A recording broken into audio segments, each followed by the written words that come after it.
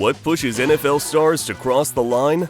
To want to win so badly that they are willing to cheat. But it is no laughing matter, Tommy boy. How far will players go to gain an edge in the ultimate game? In a league where victory is paramount, some of the biggest names have sadly been caught bending or outright breaking the rules, just to win. Believe it or not, a shocking number of cheating controversies have been confirmed to have occurred in the National Football League, from underinflated balls to secret signal tapes. Remember the first athlete to be found using steroids, or Spygate, or even Deflategate? What drives these champions to cheat? Let's dive into the most infamous NFL cheating scandals and the stars who got caught red-handed. Long before Deflategate, the Patriots were at the center of another storm. Spygate. In 2007, New England was caught spying and videotaping the New York Jets' defensive coaching signals from the sideline. Taping opposing coaches isn't actually outright banned, but the NFL has strict rules on where you can film from, and the Pats cameraman on the Jets sideline was not in a designated location. When Jets head coach and former Patriots assistant Eric Mangini blew the whistle to the league, the hammer came down fast. Commissioner Roger Goodell fined head coach Bill Belichick the maximum $500,000, the largest fine ever for an NFL coach, and on top of that, hit the Patriots organization with a $250,000 fine. If that wasn't enough, New England was stripped of its 2008 first-round draft pick as punishment. You heard that right.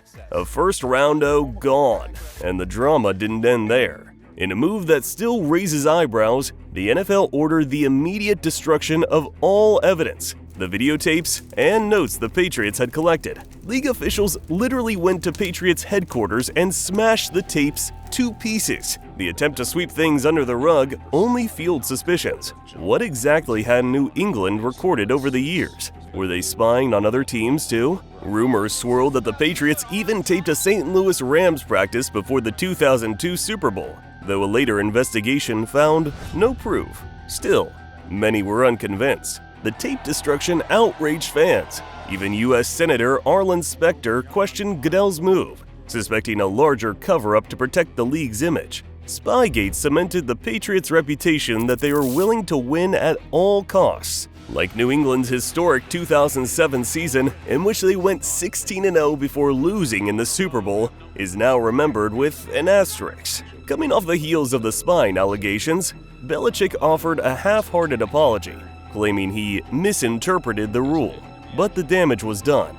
To this day, opposing fans bring up Spygate to argue the Pats' titles are tarnished. And within the NFL, the emphasis on sideline security and rules about recording were issued across the league. It's a classic example of institutional cheating, a brilliant team that likely didn't need to cheat, yet still crossed the line and paid a steep price in fines and lost trust. Cheating in the NFL isn't limited to modern high-tech scandals. Some of it is downright sticky. In the 1970s and early 80s, one of the NFL's dirtiest secrets was a substance called Stickum. This gooey adhesive paste that was basically glue for your hands. Players would coat their fingers, palms, even entire forearms with Stickum to help snag the football. Lester Hayes of the Oakland Raiders, a talented cornerback, would slather Stickum from his hands up to his elbows, looking like he dipped his arms in a jar of honey. The result? In 1980, he intercepted 13 passes, a near record, and became NFL Defensive Player of the Year. Opponents complained they practically had to rip the ball loose from him because it stuck to his hands. Raiders were notorious for their win-at-all-costs mentality. If a tactic would give them an edge, they'd use it. And for a while, Stickum was perfectly legal. Fred Biletnikoff, a Hall of Fame Raiders receiver, was another famous Stickum user. He'd dab it on Hayes' hands in practice with a grin. But soon the league caught on, and by 1981, the NFL banned Stickum and any sticky substances on any equipment. The ban is sometimes jokingly referred to as the Lester Hayes rule, since his abuse of it was straight overkill. But here's the kicker. Even after Stickum was outlawed, some players kept sneaking it for decades. In fact, the greatest receiver of all time, Jerry Rice, eventually admitted that he used Stickum on his gloves throughout his legendary career. Did you add to your gloves the tackiness? Did I put a little adhesive spray on those gloves at that time? Yeah, I did. But After that, I went to the Nike gloves, and I didn't have to do that or anything like that. Rice entered the league in 1985, well after the ban, so there's no doubt it was illegal when he did it. "I know this might be a little illegal, guys," Rice said with a laugh in a 2015 ESPN interview. "I just put a little spray, a little stickum on them to make sure that texture is a little sticky." It was a jaw-dropping confession, admitting that he too broke a rule to gain an edge. Rice later tried to downplay it by claiming everyone did it in his era. The stickum saga shows how concepts of cheating can evolve. In the 1970s, a player with glue on their hands was considered just part of the game. By today's standards, it's clearly cheating. A few seasons ago, a defensive player was suspected of spraying an illegal adhesive on his gloves during a game. Officials confiscated a mysterious towel from the sideline of the San Diego Chargers in 2012. Amid allegations it had a stickum-like substance on the towel. The Chargers were fined $20,000 for failing to cooperate, though the league couldn't definitively prove the substance was a banned substance. In January 2015, the sports world was stunned by reports that the New England Patriots used underinflated footballs in the AFC Championship game. The prime suspect behind this scheme? None other than superstar quarterback Tom Brady. Investigators discovered that 11 of the 12 game balls were underinflated by about 2 psi each. A slightly softer football could be easier to catch. After a lengthy investigation, the NFL concluded that Brady was at least generally aware of the deliberate deflation plan. Brady was suspended for 4 games. The Patriots were fined $1 million, and on top of all that, the team forfeited 2 draft picks in the 2016 draft. The scandal was quickly dubbed Deflategate. Crazy that the game's GOAT was accused of tampering with pigskin air pressure to gain an edge. Brady maintained his innocence and even successfully fought the suspension in court for a time, delaying it into the next season. But ultimately, he accepted the 4-game ban in 2016. Ironically, that season Brady returned with a vengeance and went on to win Super Bowl 51 as MVP after serving his suspension. Deflategate's impact was huge. It prompted the NFL to institute new ball handling rules, including random pressure checks at halftime of games, and it forever linked Brady's name to cheating in the minds of some fans. Years later, Brady himself has tried to make light of it, collaborating with YouTube trickshot stars Dude Perfect on a video where they handed him a visibly deflated ball as a joke. Crazy how Brady can laugh at it now. Still, a cautionary tale. Even a 7-time Super Bowl champion felt pressure to push the rules and cheat, leaving us to wonder how much a few PSI really mattered in a 45-7 blowout. Was it a desperate shortcut to greatness or an overblown controversy? Either way, once a cheater, always a cheater. Not all cheating happens with equipment or with cameras. Sometimes it's inside the players themselves. The NFL has battled performance-enhancing drugs or PEDs for decades, with some of the league's brightest stars having been caught using banned substances to get ahead. Perhaps the most famous modern case is Sean "Lights Out" Merriman, a crazy pass rusher for the Chargers. In 2006, Merriman was terrorizing quarterbacks and on pace for a postseason award when he was busted for steroids. He was handed a 4-game suspension after testing positive, which he initially blamed on a tainted supplement. Incredibly, even after missing a quarter of the season, Merriman still led the NFL in sacks that year and earned first-time All-Pro honors. He was even a finalist for Defensive Player of the Year, to the outrage of other players who argued a cheater shouldn't be included. Fellow award winner Jason Taylor of Miami publicly slammed Merriman's consideration, and the league took notice. The very next year, the NFL implemented the so-called Merriman Rule, making any player suspended for PEDs ineligible for postseason awards or the Pro Bowl that season. The mid-2000s saw a rash of high-profile steroid-based suspensions. MVP Sean Alexander was linked to a banned diuretic, but was later cleared. To Defensive Rookie of the Year Brian Cushing testing positive for a hormone and nearly losing his award. The Associated Press actually re-held a vote for the 2009 award after news broke, but he still won on a revote, sparking debate about how to handle accolades earned under suspicion. More recently, stars like Julian Edelman, Super Bowl 53 MVP, and DeAndre Hopkins have both served for steroid suspensions, reminding fans that the temptation to juice up is still going on even today. Edelman missed 4 games in 2018 for a banned substance and then returned to become the Super Bowl MVP that same season. I guess cheaters can prosper.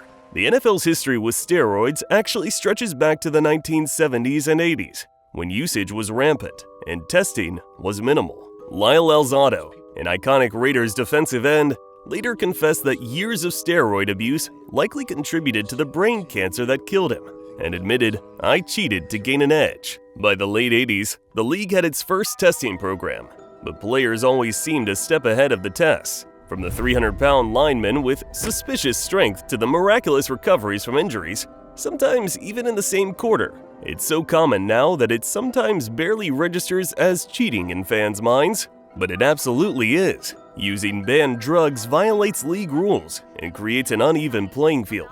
The NFL keeps trying to stay one step ahead, refining testing protocols, updating the banned substance list, and handing out stricter penalties for repeat offenders. Yet the pressure to perform is immense. Even award-winning, millionaire athletes sometimes risk their reputation for a little extra strength or stamina.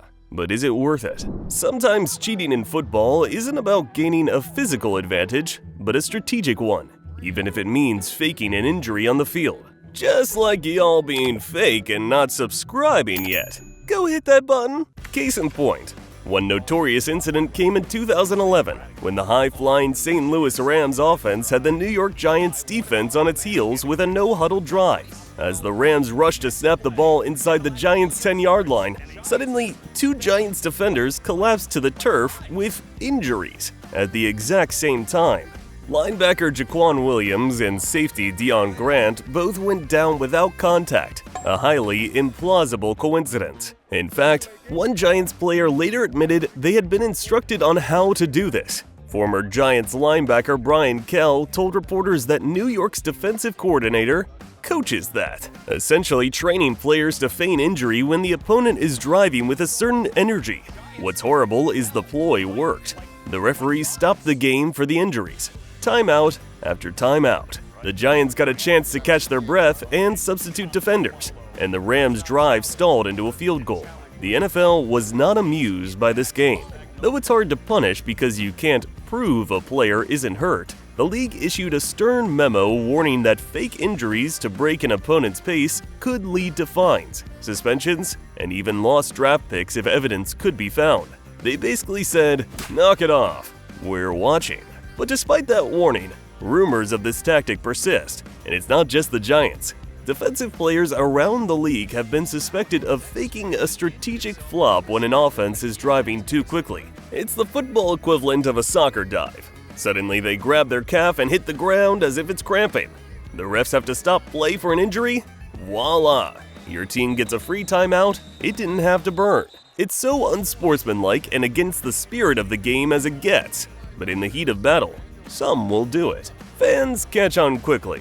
When 2 players went down simultaneously in that Giants-Rams game, the crowd booed loudly, sensing the BS. Announcers called it an Oscars-worthy performance on air. Though it's hard to quantify how often this happens, offensive players and coaches will tell you it's not rare.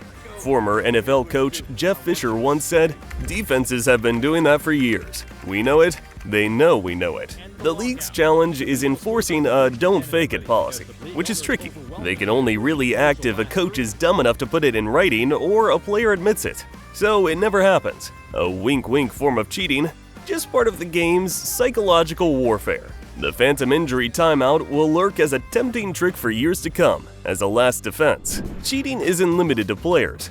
Sometimes coaches get in on it. One of the wildest examples came on Thanksgiving night in 2013. The Pittsburgh Steelers were kicking off to the Baltimore Ravens, and Baltimore's speedy returner Jacoby Jones broke free down the sideline. As Jones sprinted up the Steelers' sideline, Steelers head coach Mike Tomlin was loitering near the field, a little too close. In a moment that had jaws dropping on live TV, Tomlin literally had 1 foot on the field and leaned in just as Jones approached, forcing Jones to hesitate and juke slightly inside. That brief slowdown allowed a Steelers defender to tackle Jones from behind, preventing a touchdown. Tomlin then jumped back with an innocent look, as if, "Whoops, I didn't see you there." but nobody was buying it. Not the Ravens, not the fans, and certainly not the NFL. The league came down hard on Tomlin for this brazen act. He was swiftly fined $100,000 for stepping onto the field and interfering with play. Officials noted that Jones likely would have scored on the 73-yard return if not for Tomlin's intentional obstruction. There was even talk of the Steelers losing a draft pick over the incident, since it affected a potential touchdown. Ultimately, no pick was taken, but the NFL publicly warned it was considering additional punishment. Tomlin, for his part, issued a lame apology and claimed he was mesmerized watching the kickoff on the Jumbotron and lost track of where he was. That explanation earned an eye roll from just about everyone. As Ravens kick returner Jacoby Jones quipped later, "I was going to give Tomlin the benefit of the doubt, but after hearing his excuse, nah." The video evidence was clear as day. Tomlin even wore a sly grin on the sideline after the play, as the home crowd booed him on the big screen. The Tomlin trip instantly entered NFL history.